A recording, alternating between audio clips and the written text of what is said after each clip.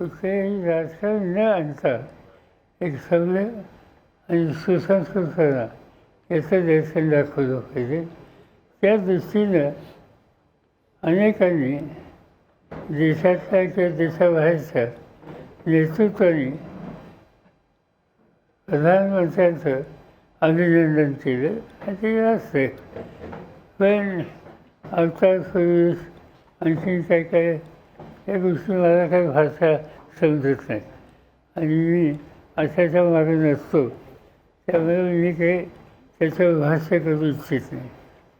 माझा 75व्या वाढदिवस होता त्या 75व्या वाढदिवसाला मोदी स्वतः आले होते. त्यांनी भाषणही केलं होतं. आणखी अनेक लोक होते. पण तिथं त्यांनी राजकारण आणलेलं नाही आणि आम्ही आणू इच्छित नाही. आमच्या शुभेच्छा आहेत.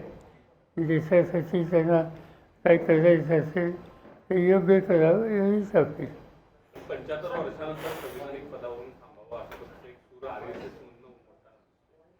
आता मी थांबलो नाही तर मला बघायचा नैतिक अधिकार नाही. माझा 85 झाले 10 वर्ष. पंतप्रधान मोदींचा वाढदिवस साजरा झाला पण कालचे पेपर जर शिंदेची सगळी जाहिरात पहिल्या पानावर वृत्तपत्रात दिसले. भाजपवर कुरघोडी करण्याचा प्रयत्न शिंदेचा आहे असं म्हणता येईल आपल्याला. माहीत नाही पण वर्तमानपत्राच्या काही समस्या असतात त्यामुळे संबंध पाहून जाहिरात मिळाली तर त्याच्याबद्दलचा आनंद असतो. जे स्वतः फेरफार चालू होतं हे कधी पाहिलं नव्हतं पण शिंदे साहेबांनी त्यांच्याबद्दलची आत्मीयता दाखवली. भाजपमध्ये मोदी सुरू होण्यापूर्वी भारतीय जनता पक्षामध्ये मोदींचं युग सुरू होण्यापूर्वी त्यावेळेचे जे सगळे ज्येष्ठ होते लालकृष्ण अडवाणी मुरली मनोहर जोशी त्यांना 75 वर्षानंतर थांबायला सांगितलं. तर मोदीने आता थांबायला पाहिजे काय? असं आहे तुम्ही म्हणता ते मी वाचलं होतं.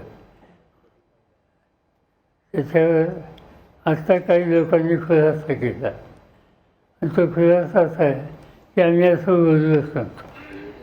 आम्ही अशी चर्चाच केली. ठीक आहे कशाला आपण त्याच्याबद्दल ते नाही म्हणतात. आपण वाचलं होतं तुम्ही छापलं होतं ते आम्ही वाचलं पण ते म्हणतात नाही. ठीक आहे आनंद आहे. एकीकडे सरकार एकाच कामासाठी निधी नसल्याचं सांगते आणि दुसरीकडे जाहिरातीवर कोट्यावधी रुपये खर्च करते. त्या जाहिराती बघितल्या तर बहुतेक खाजगी दिसते. त्याच्यात सरकारी जाहिरात फक्त एखाद दुसरी दिसली. आता isakal.com आहे देशातील नंबर 1 ची मराठी न्यूज वेबसाईट. प्रत्येक अपडेटसाठी isakal.com ला नक्की भेट द्या.